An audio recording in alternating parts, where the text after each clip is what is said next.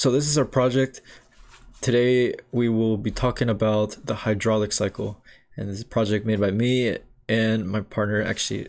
So we chose this picture. This is basically the hydraulic cycle in one picture.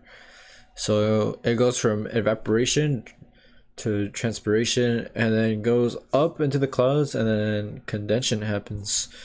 And from condensation we get precipitation, and when it rains, snowmelt runoff occurs, and then it goes into the surface runoff, which you see there.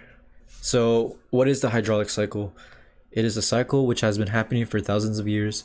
The water cycle, also known as the hydraulic cycle or the hydrological cycle, is a biogeochemical cycle that describes the continuous movement of water on, above, and below the surface of the earth.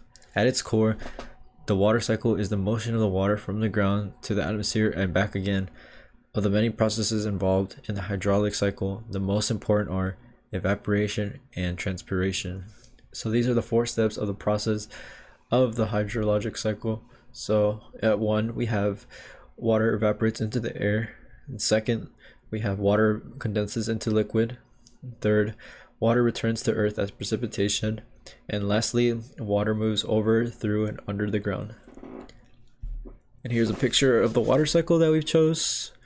And I thought it was pretty neat because we have so many different examples of like what the cycle is going through.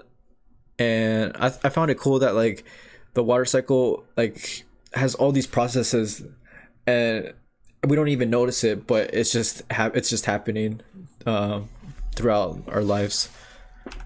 And the surface tension, cohesion, because of weak electric polarity, liquid molecules stick together, and so this gives off a high surface tension.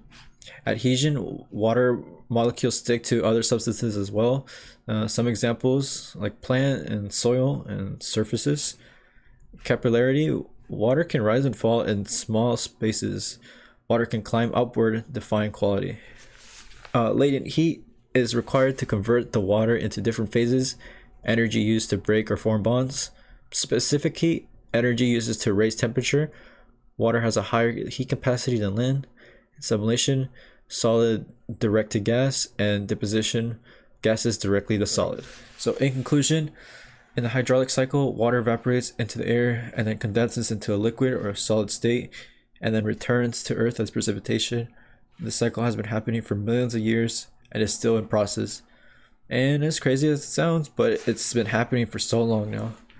So that was our presentation, and thank you for listening.